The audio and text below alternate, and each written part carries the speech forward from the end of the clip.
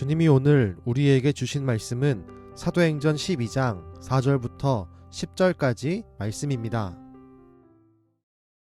그때 선지자들이 예루살렘에서 안디옥에 이르니 그 중에 아가보라는 한 사람이 일어나 성령으로 말하되 천하의 큰 흉년이 들리라 하더니 글라우디오 때에 그렇게 되니라. 제자들이 각각 그 힘대로 유대에 사는 형제들에게 부조를 보내기로 작정하고 이를 실행하여 바나바와 사울의 손으로 장로들에게 보내니라. 헤롯 왕의 박해로 인해 야고보는 순교를 당했습니다. 헤롯 왕은 이에 그치지 않고 베드로를 감옥에 가두었습니다. 6월절이 지난 후에 백성들 앞에 베드로를 끌어내어 모욕하고 죽일 계획이었습니다. 베드로는 감옥에 갇혔습니다. 하지만 교회는 절망하지 않았습니다. 5절의 말씀에는 이렇게 교회의 모습을 기록해주고 있습니다. 교회는 그를 위하여 간절히 하나님께 기도하더라. 그 기도의 역사로 주님의 천사가 감옥에 나타납니다. 그리고 베드로를 깨우고 쇠사슬을 풀어내었습니다.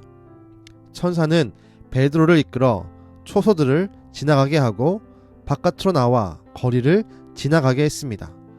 그때까지도 베드로는 이 모든 것이 환상인 줄로만 알았습니다.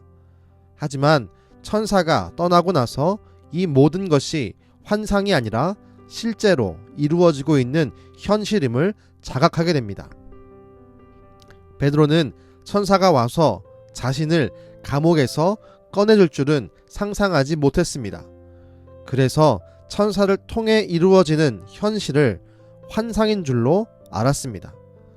우리는 이러한 하나님의 역사와 베드로의 반응을 통해서 한 가지의 분명한 확신을 가져야 합니다. 하나님은 고통받는 성도와 함께 하십니다. 그리고 놀라운 능력으로 우리의 이성과 지성으로는 예상할 수 없는 방법으로 우리의 삶에 구원을 베풀어 주십니다. 우리의 하나님은 능력의 하나님이십니다.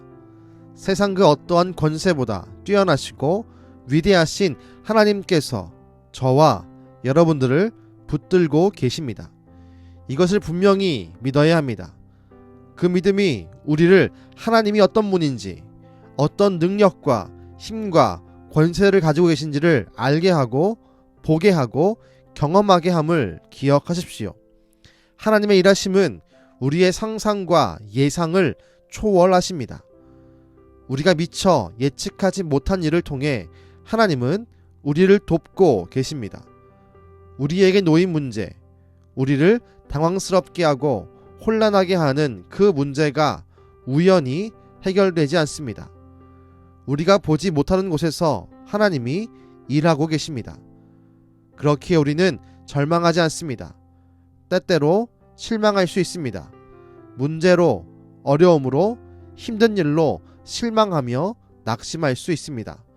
그러나 우리가 하나님을 믿고 있기에, 그 하나님이 얼마나 위대한 분이심을 알고 있기에 우린 포기하지 않습니다. 우리를 도우시는 하나님을 기대할 수 있습니다. 그 믿음이, 그 기대가 우리를 절망에서 일으켜 세우고 하나님의 구원의 기적으로 나타나는 것입니다.